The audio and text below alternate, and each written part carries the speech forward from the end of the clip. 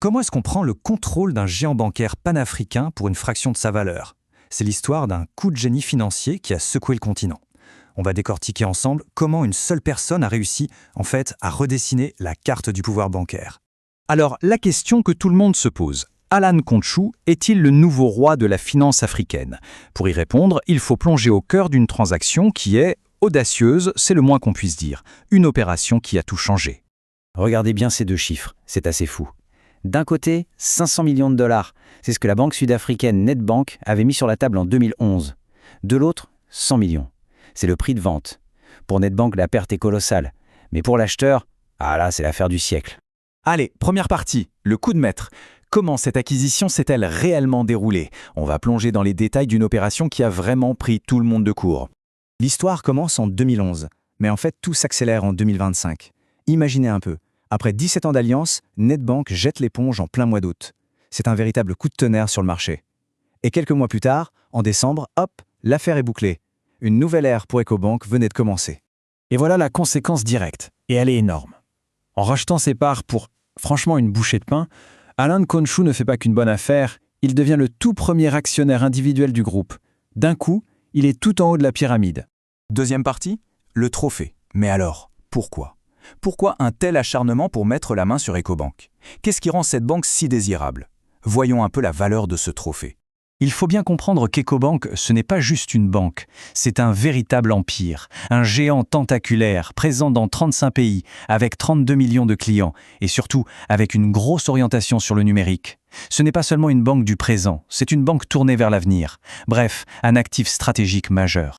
Et là, les chiffres racontent une histoire fascinante. Regardez, 2020, une année très difficile, la rentabilité est au plus bas, mais après, c'est une remontée spectaculaire. Les revenus, les profits, tout explose à la hausse. Clairement, la direction a fait un gros travail de nettoyage et ça a payé. Ce graphique, il résume tout. Le ROTE, qui est un indicateur clé de rentabilité, passe de quasi zéro à près de 25%. C'est juste énorme.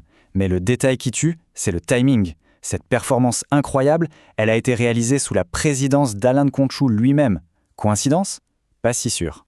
Troisième partie, le moteur. Parce qu'un coup pareil, ça ne s'improvise pas. Il faut une machine bien huilée en coulisses. Alors, quel est le moteur derrière cette ascension fulgurante? On va faire connaissance avec Anko Capital. La crédibilité en finance, c'est tout. Et pour juger celle d'Anko Capital, il suffit de regarder qui leur confie de l'argent. On parle de la Banque mondiale, du Fonds souverain britannique, de Proparco en France. Ce sont les poids lourds du financement mondial.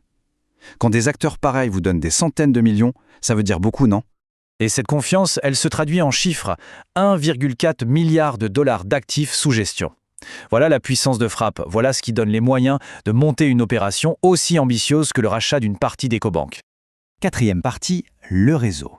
L'argent, c'est une chose, mais en haute finance, le réseau, c'est tout aussi crucial. Et celui d'Alan Kontchou, c'est un écosystème puissant qui s'étend sur plusieurs continents. Au cœur de ce réseau, il y a un duo, les frères Nkontchou. D'un côté, Alain le stratège global, celui qui a fait ses classes chez JP Morgan. De l'autre, Cyril, l'opérateur, l'expert du terrain africain. L'un pense la stratégie, l'autre l'exécute, une complémentarité qui est juste parfaite. Et leur pouvoir repose sur un triangle stratégique. Londres, pour lever les fonds, Paris, pour les réseaux d'influence, et l'Afrique, avec des bases à Abidjan et Johannesburg, pour être au cœur de l'action. C'est une véritable architecture de pouvoir à l'échelle mondiale. Allez, dernière partie, une nouvelle ère.